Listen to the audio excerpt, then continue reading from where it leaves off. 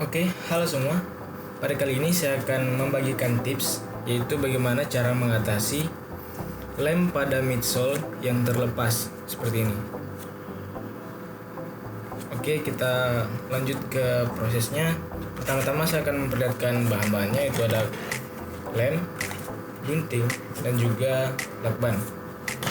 Jadi fungsi lakban ini untuk menutupi area atau boxnya agar tidak terkena lem.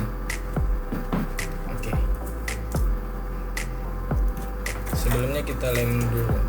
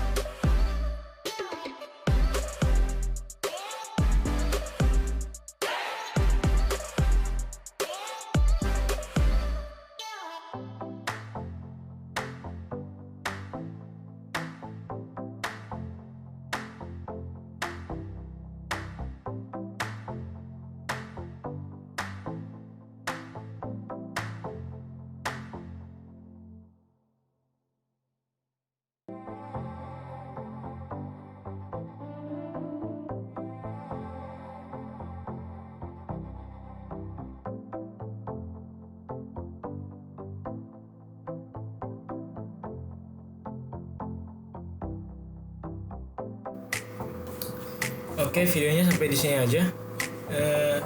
Jangan lupa like, comment, dan subscribe. Dan sampai ketemu di video selanjutnya.